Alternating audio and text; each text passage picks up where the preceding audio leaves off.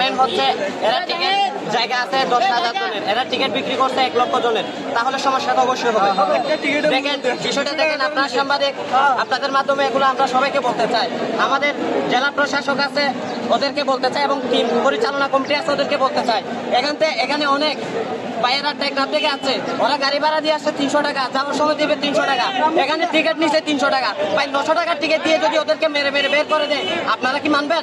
এটা কোনোদিন যুক্তিসঙ্গত হতে পারে? তারাও ঢুকতে পারে নাই। মূলত টিকিটের বাইরে যারা আছে তারা বৈধ বলতে অবৈধ বলতে যে কোনো ভাবে হোক তারা আগে গিয়ে জুমার নামাজের আগে গিয়ে গ্যালারিটা পূর্ণ করে ফেলছে। পরবর্তীতে যারা টিকিট কাটছে তারা জুমার নামাজ পড়ে এসে ঢুকতে পারে নাই, যার কারণে এই সমস্ত বিশৃঙ্খলাগুলো সৃষ্টি হয়েছে।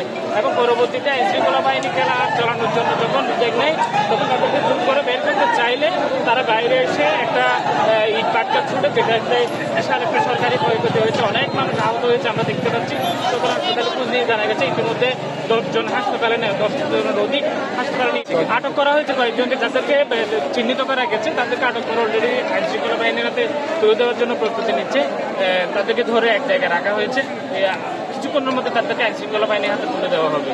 আমি আমার জীবদ্দশায় এরকম পরিস্থিতি কখনো সম্মুখীন হয়ে নেই। আমি প্রতি বছর এখানে খেলা দেখতে আসি।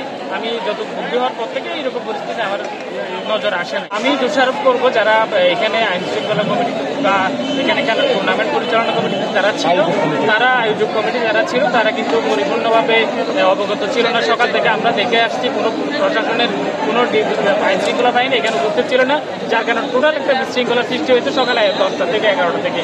তো এই এফেক্টে পড়েছে বিকেল খেলা শুরু হওয়ার আগে। খেলা শুরু হওয়ার আগে আইনশৃঙ্খলা বাহিনী এসে পরবর্তী তার নিয়ন্ত্রণ আনতে পারে নাই। অনেক বেশি দর্শক মাঠে পরিপূর্ণ ছিল।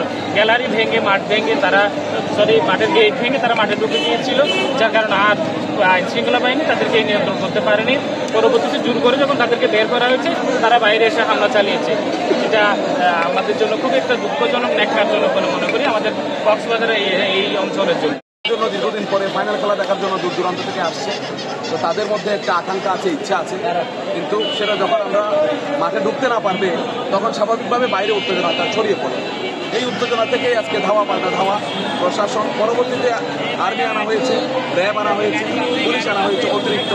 কিন্তু এই ব্যবস্থাটা যদি আগে করা হতো তাহলে পুরো শৃঙ্খলাও থাকতো, সবাই সুন্দর করে খেলাও দেখতে পারতো এবং বিশৃঙ্খলাও হতো না, পুরো স্টেডিয়ামটাও ভাঙচুর হতো না, এত মানুষ রক্তাক্ত হয়ে হাসপাতালে যেত না।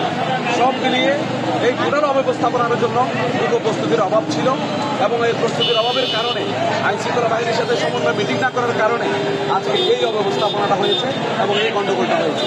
মাঠের খেলা হয়নি, বাইরে খেলা হয়েছে।